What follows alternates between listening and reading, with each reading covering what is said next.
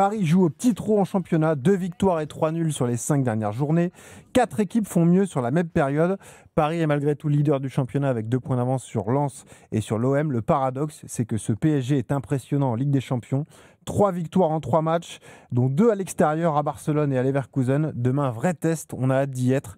PSG Bayern Munich, le Bayern, meilleure équipe d'Europe depuis le début de saison. Arthur Perrault a assisté aux conférences de presse, il est avec nous. Salut Arthur. Pas que. Hein. Salut messieurs. Salut Arthur. Bonsoir à toutes et à tous. Bon, parle-nous de l'état d'esprit des Parisiens Arthur, et des infos compos parce qu'on a un doute sur Dembélé. Est-ce qu'il va jouer Dembélé ? Alors déjà beaucoup d'impatience chez les joueurs parisiens, comme le milieu de terrain Vitinha présent ce matin en conférence de presse, il a été très clair. Les 2 meilleures équipes d'Europe vont s'affronter demain. Le Bayern n'a perdu aucun de ses 15 derniers matchs, mais le PSG se sent bien et a hâte de disputer ce choc. Tu as raison, le doute plane encore sur l'état de forme d'Ousmane Dembélé. L'attaquant traîne une gêne à l'ischio-jambier depuis 2 matchs, mais l'entraîneur Luis Enrique se veut rassurant aujourd'hui face aux médias. Aucun risque avec aucun joueur. Mais Ousmane, il est en condition. Il a fait tous les entraînements pendant les 2 dernières semaines. Il a participé dans les 2 derniers matchs. Et on est content. Il est en train d'améliorer son condition physique. Et demain, il va jouer, bien sûr. Je ne sais pas combien de minutes.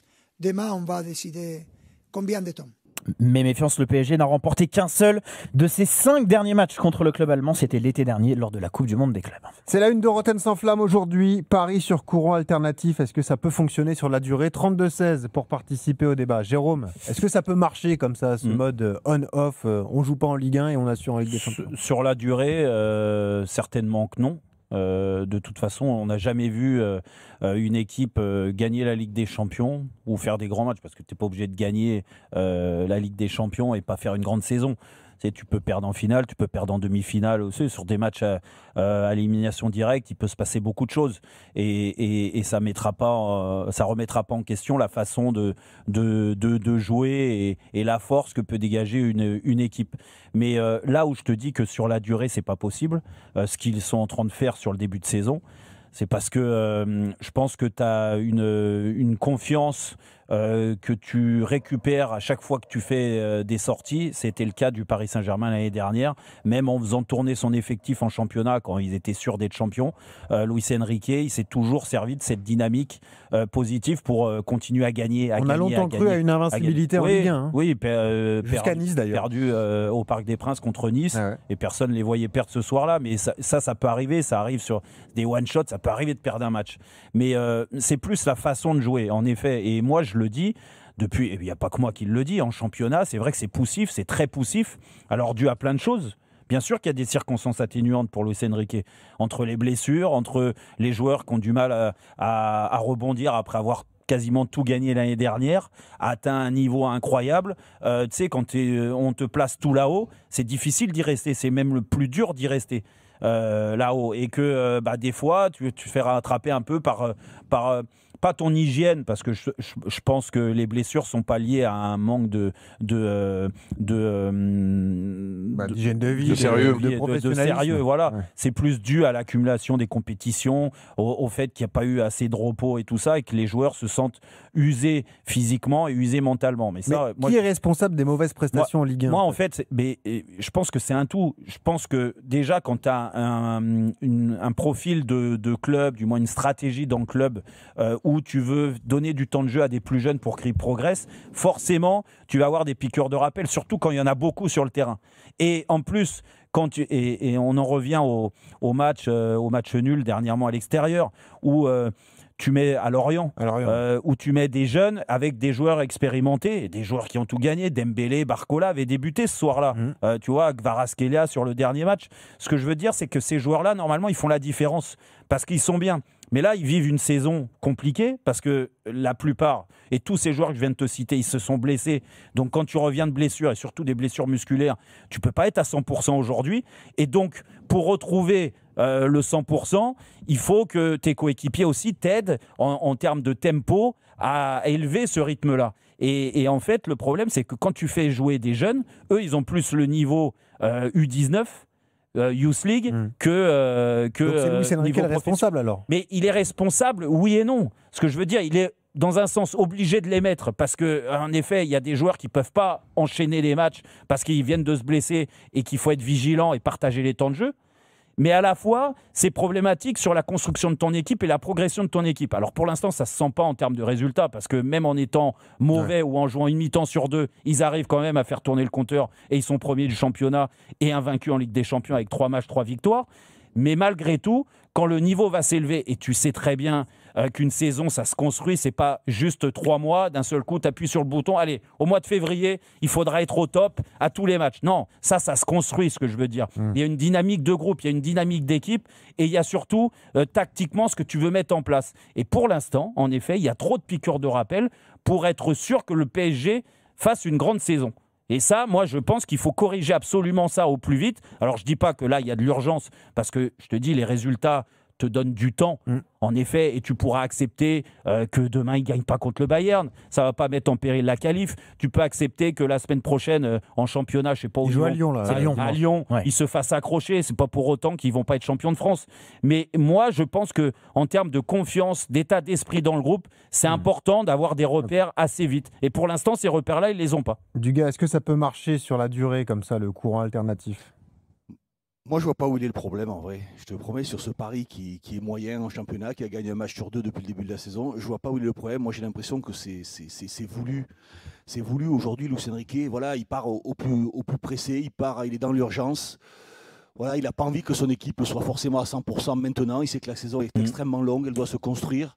À partir du moment où ils arrivent, notamment en Ligue des Champions, parce que les choses se passent en Ligue des Champions. À partir du moment où Ligue des Champions, ils arrivent à switcher et à se mettre en mode compète, en ce mode impressionnant et à balayer son adversaire, moi je vois pas où est le problème. Voilà, ils sont à 50% ou 60% la semaine ou le week-end en championnat, ça suffit pour être premier.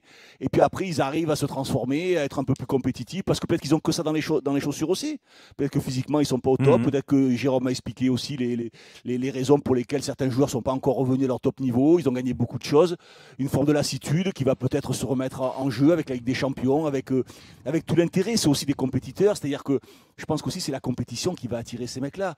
Plus la compétition, entre guillemets, elle est facile, plus l'objectif il est facile à atteindre, et c'est humain, moins tu en mets. Il y a tellement de marge. Moi, je vois pas en définitive où est le problème que le Paris Saint-Germain joue à 50% en Ligue 1. Ça ne peut pas te porter préjudice pour la deuxième partie de saison. C'est pas possible. Mais on n'en sait rien. Regarde Kvaratskhelia. Kvaratskhelia, il est inexistant en championnat et en Ligue des Champions, il est monstrueux. Ça, c'est vrai, ouais.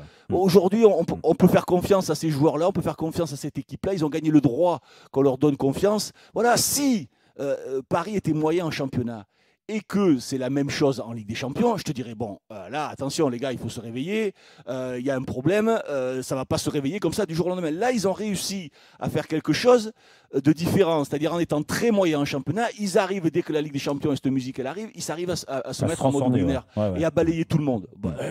Qu'est-ce que tu veux de plus? Aujourd'hui, il n'y a rien à gagner, il n'y a rien à perdre. On est en début de saison, ou premier tiers, ou premier quart de la saison. Laissons, on va voir, on va prendre le temps, on va voir comment les choses vont évoluer, il va se passer encore tellement de choses. Mais Dugas, moi, je trouve que pour l'instant, ça le fait, quoi. Dugas, c'est quand même compliqué, parce qu'on est aussi passé par là, et c'est compliqué de se dire, ok, il y a de la gestion en championnat, mais en Ligue des Champions, on sera là. Tu sais qu'au bout d'un moment... Aucun de nous n'a dominé autant le football. C'est vrai. De Ligue des Champions, avec une telle identité, avec un tel physique, avec une telle qualité technique. Ils ont atteint un tel niveau de compétitivité. Quand ils baissent un petit peu, c'est quoi leur véritable niveau en dessous? On ne sait pas véritablement. Et tu le constateras qu'en Ligue des Champions. C'est ça qui va te permettre de voir quel est le véritable niveau actuel de ce Paris Saint-Germain-là. Moi, je ne peux pas m'empêcher de penser que s'il y a cette forme de gestion de la part de Luis Enrique ou de la part des joueurs, elle est voulue. Voilà.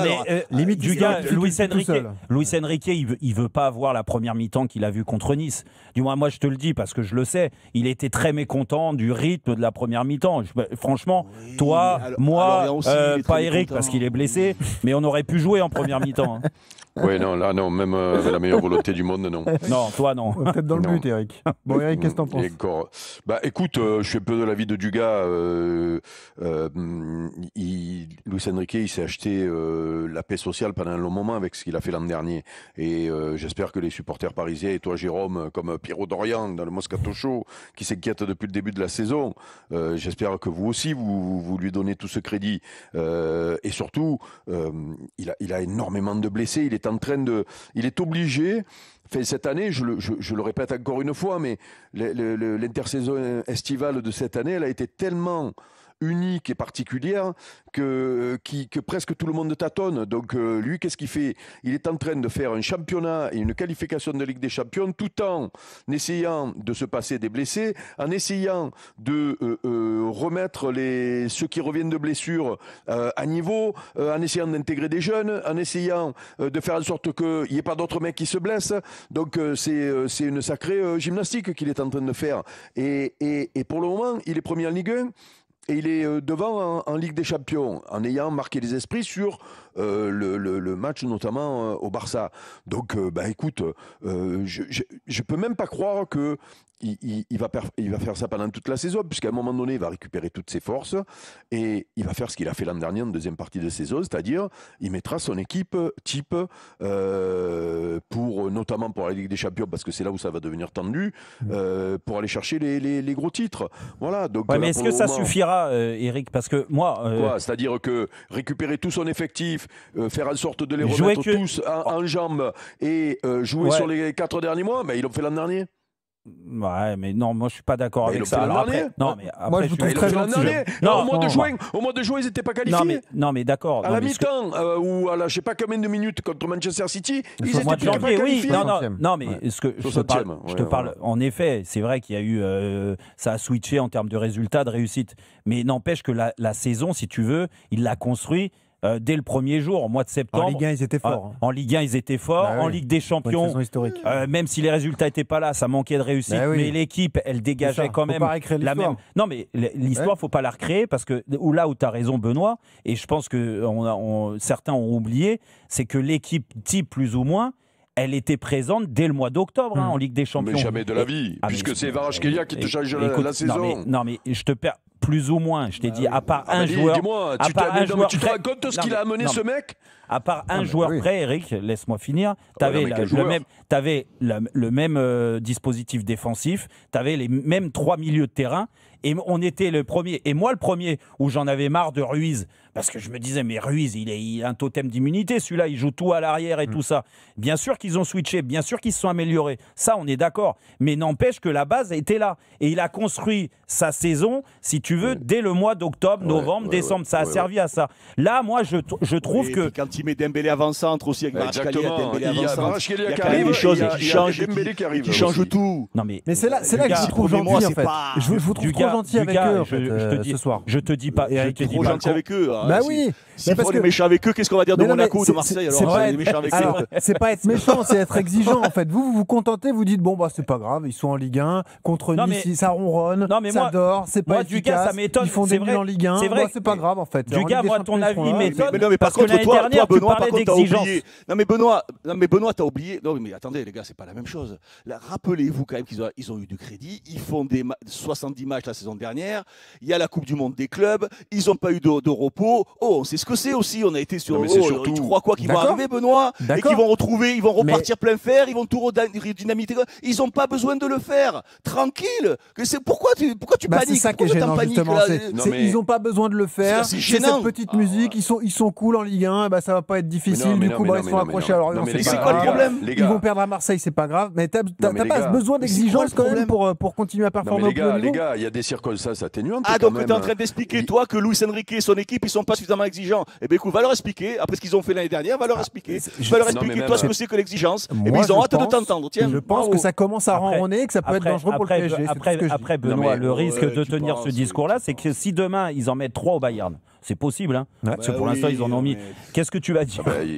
Tu vas dire quoi? Tu vas dire, l'exigence, merde, écoute, tu vois, c'est ça le truc. C'est ce que j'ai dit au début, s'ils n'arrivent pas à se mettre en mode Ligue des Champions, voilà, s'ils commencent à prendre 1 ou 2 raclés en Ligue des Champions, tu vas dire, mais là, les gars, attention, il faut se réveiller. Mais là, c'est pas le cas. Ils ont gagné avec une équipe de remplaçants à Barcelone.